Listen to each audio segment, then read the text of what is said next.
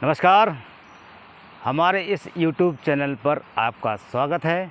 मैं निमान सिंह। आज चर्चा करेंगे एक शख्सियत के बारे में जिनका नाम है नीतीश कुमार जी, जो बिहार के मुख्यमंत्री हैं, जिन्होंने एनडीए से गठबंधन तोड़कर महागठबंधन में चले गए।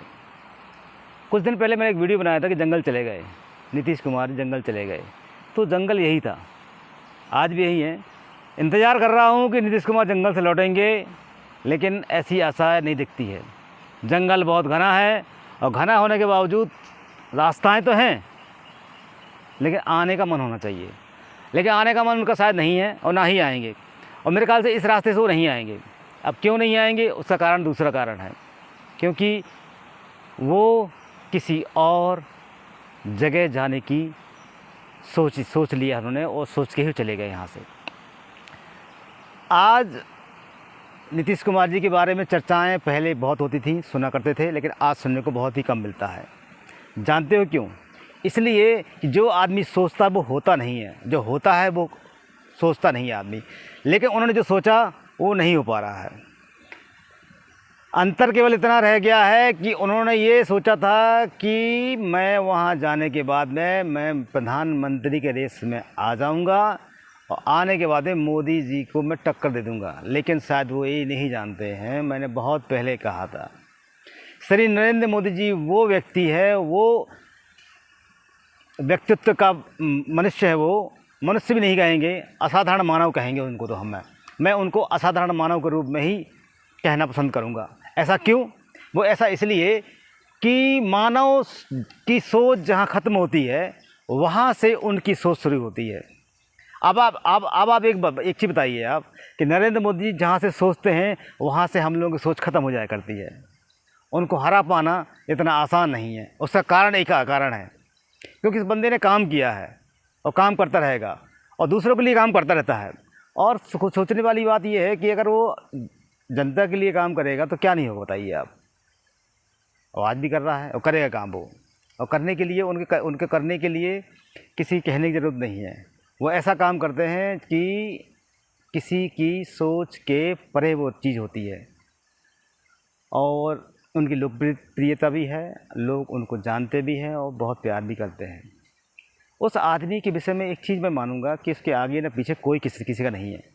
जब उसके पीछे आगे पीछे कोई किसी का नहीं है तो किसके लिए करेगा? वो जनता के लिए करेगा। जनता के लिए करने के लिए उसके लिए क्या करना पड़ेगा? उसके लिए जो करना पड़ेगा वो करेगा बंदा।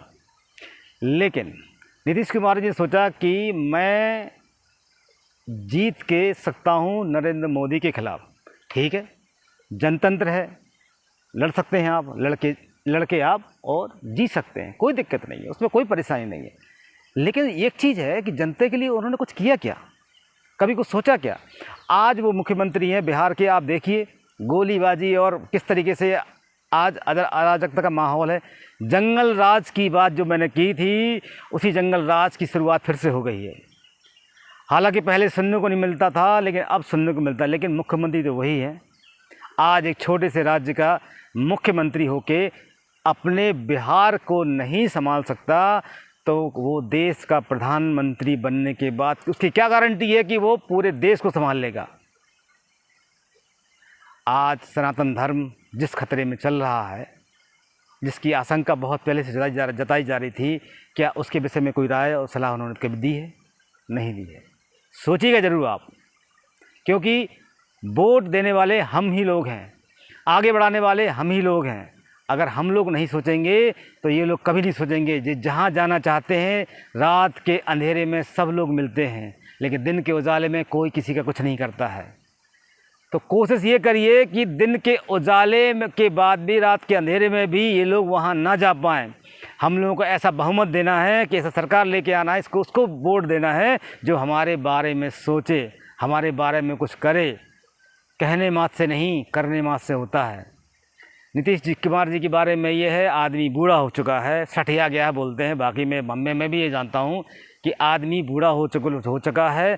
शिकार करने का समय नहीं रहा है, लेकिन इस समय बूढ़े होने के बावजूद वो आदमी जंगल की ओर चला गया शिकार करने के लिए।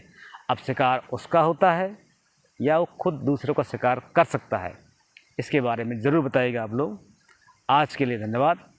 लाइक और सब्सक्राइब ज़रूर कर दीजिएगा। नमस्कार।